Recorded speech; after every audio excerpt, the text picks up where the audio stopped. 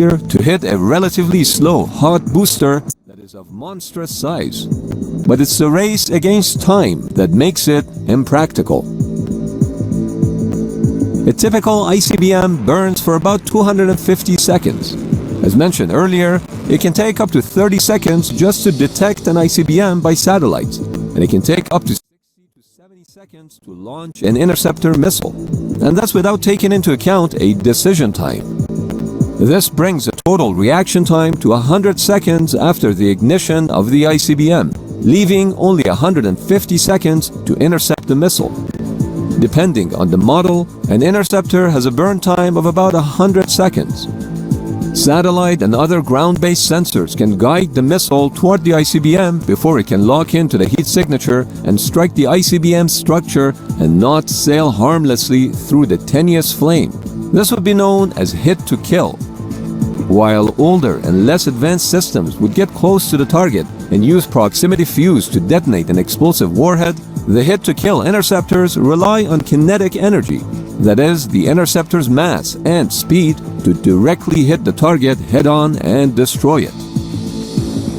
Ballistic missile, also known as an ICBM, is being launched toward the United States to carry out a nuclear attack. Of course, if this was a full-blown nuclear war, hundreds of ICBMs and submarine-launched ballistic missiles would be launched, in which case, it's exactly what you think. Kaput. Game over.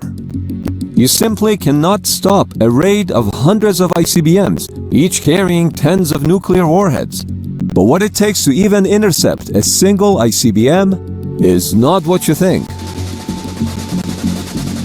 It can take up to 30 seconds to detect the launch of an ICBM, depending on the weather. If it's cloudy, as soon as the rocket rises above the clouds, the missile's exhaust will be detected by infrared sensors, either on the older Defense Support Program satellites or newer space-based infrared systems.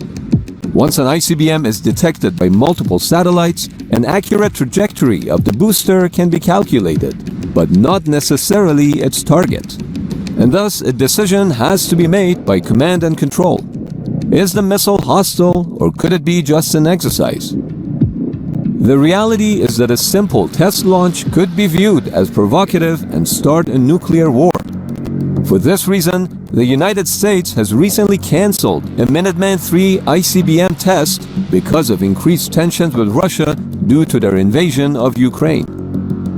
But once the decision is made to fire an interceptor, there will be multiple opportunities to shoot down the ICBM, since ballistic missiles go through 3 phases of flight: boost phase, mid-course phase, and terminal phase. Arguably, the easiest time to shoot down an ICBM is during its boost phase, but it's also ironically the least practical one.